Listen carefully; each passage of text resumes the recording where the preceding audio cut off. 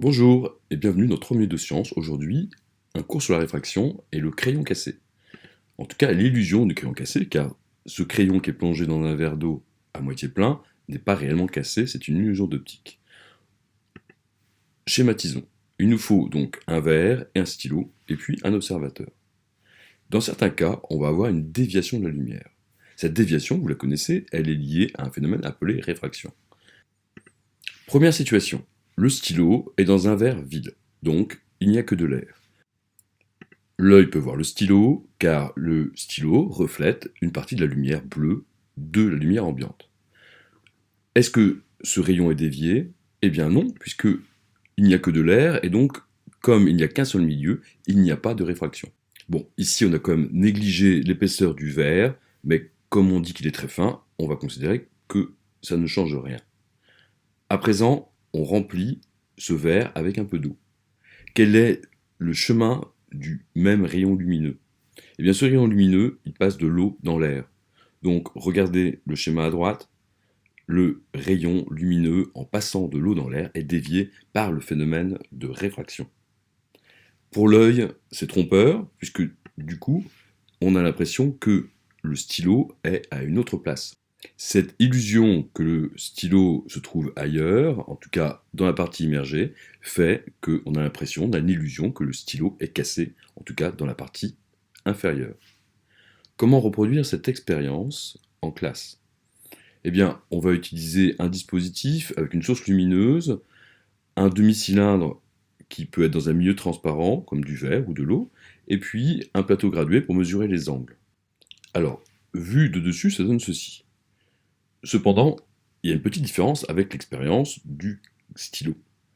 Ici, la lumière, elle passe dans l'air, puis après dans l'eau. Donc, pour reproduire exactement les mêmes conditions, on va retourner le plateau. Donc, en premier, la lumière est dans l'eau, et en deuxième, elle est dans l'air. Comment va-t-elle sortir? C'est la question. Regardons, à présent, puisqu'on n'est pas à l'école, une simulation. La même chose, donc on a 3 rayons, rayon incident, réfléchi et réfracté, mais le rayon réfléchi ne nous intéresse pas. On va s'arrêter sur la dernière situation. Donc, qu'est-ce que ça donne? On a 2 milieux transparents, l'eau et l'air. Ces milieux transparents, donc le milieu transparent numéro 1 est l'eau qui remplit le demi-cylindre, et le milieu transparent numéro 2 est l'air. Ils sont séparés par une surface de séparation.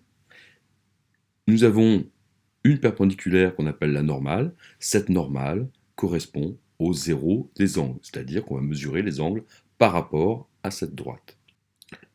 Donc, le rayon incident qui est dans le milieu transparent numéro 1 traverse en partie pour donner donc un rayon réfracté, et une partie ne traverse pas est appelée le rayon réfléchi. Cette partie-là, on va l'oublier parce que c'est pas ça qui nous intéresse dans l'expérience.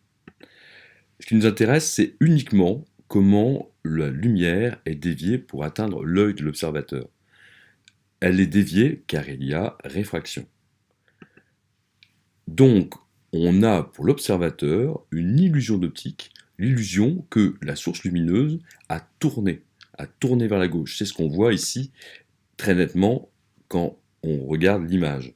Le stylo dans l'eau paraît décalé vers la gauche.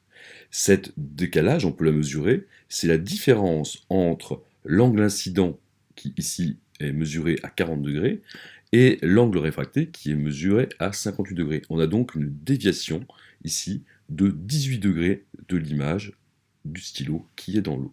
Donc il apparaît bien cassé. Bon, voilà, j'espère que c'était pas trop compliqué, que vous avez tout compris, et je vous remercie d'avoir suivi. À bientôt, au revoir.